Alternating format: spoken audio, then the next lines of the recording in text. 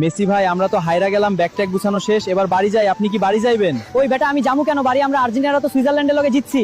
আরে মিয়া জিতবেনই তো, খেলছেন তো 10টা প্লেয়ারের লগে। ওই বেটা যেমনই হোক আমরা তো জিতছি, তোকে মত তো আর হারি নাই। হো হো, ঠিকই বলছেন, আপনারা যেভাবেই হোক টিটিপি করছেন। টিটিপি মানে বুঝলাম না। বুঝলেন না? টাইনা টুইনা পাস। ভাই ভাই আর্জেন্টিনা দিচ্ছে ইয়াহু।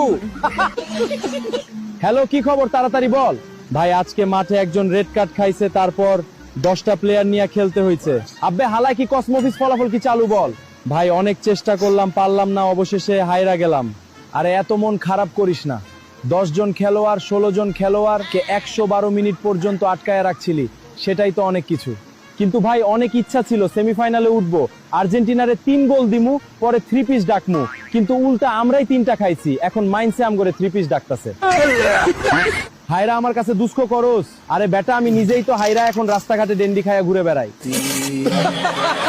কিরে তুই তো একটা গোলও দিতে পারলি না এই ম্যাচে। আরে গোল কেমনে দিমু, সুযোগই তো পাই নাই, পাইলে কি আবার ছাইরা দিতাম। সুযোগ পা দিয়া পাস নাই, হাত দিয়া পাইছিলি, হাত দিয়ে একটা আমার মত চিকনে একটা গোল দিতি।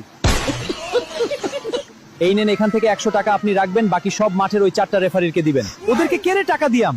আরে সুইজারল্যান্ডের সাথে ম্যাচ জিততে আমাগো দলের হইয়া মাঠে খেলছেই তো তারা।